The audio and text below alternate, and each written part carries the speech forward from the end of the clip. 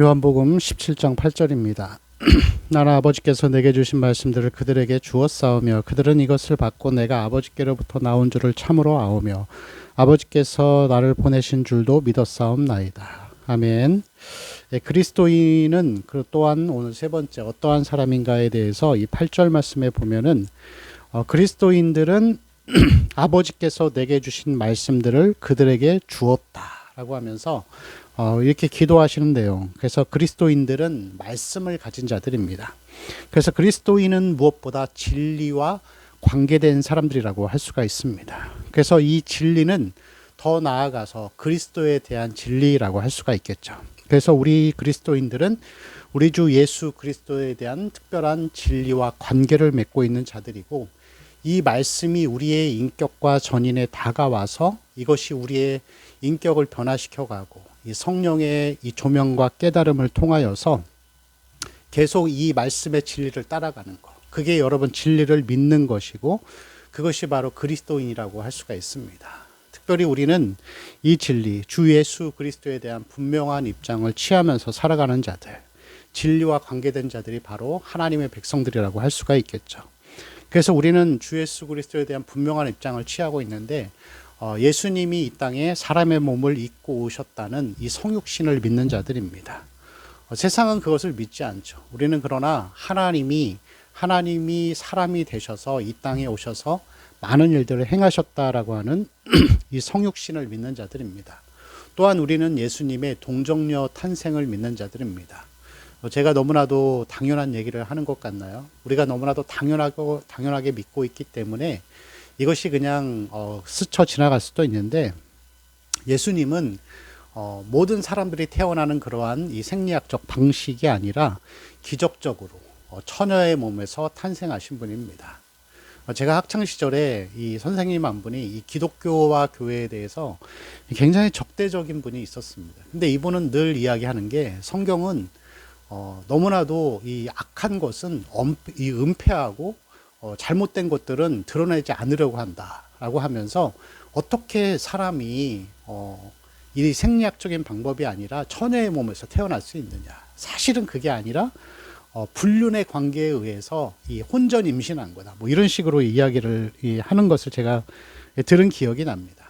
그러나 그것은 이성의 눈으로 바라봤을 때 그렇게 볼 수 있는 것이지, 우리는 예수님의 동정녀 탄생을 믿는 자들입니다. 그래서 죄 가운데 태어나신 분이 아니라 죄가 없는 분이시라는 것이죠. 그리고 또한 하나님 아버지가 사명을 맡겨주셔서 이 땅에 오신 분이라는 것을 우리는 믿는 자들입니다.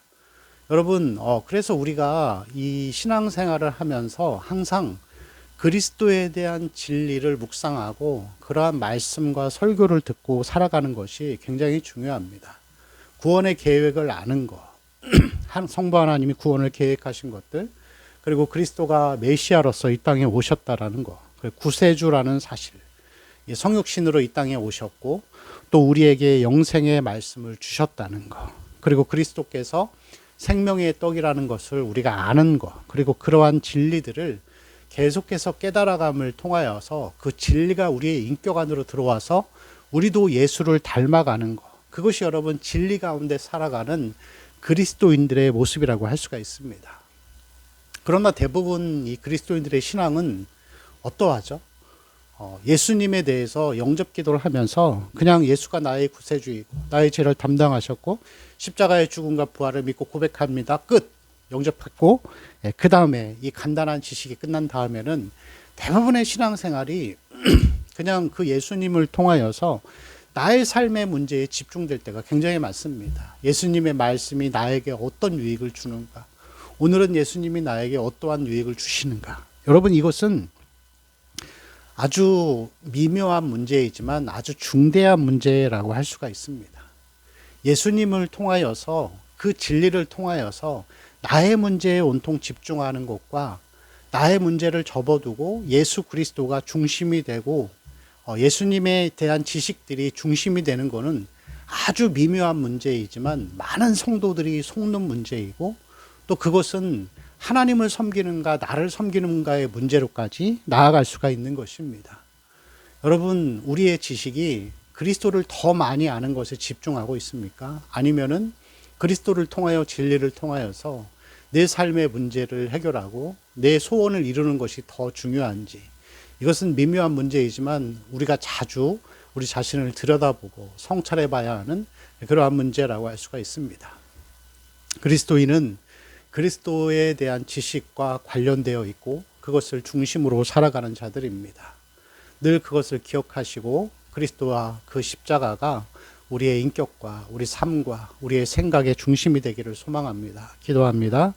주님, 우리의 삶이 주님을 통한 나의 유익이 아니라 그리스도가 중심이 되고 그리스도가 영광이 되는 삶이 되게 하옵소서. 우리 주 예수 그리스도의 이름으로 기도합니다. 아멘.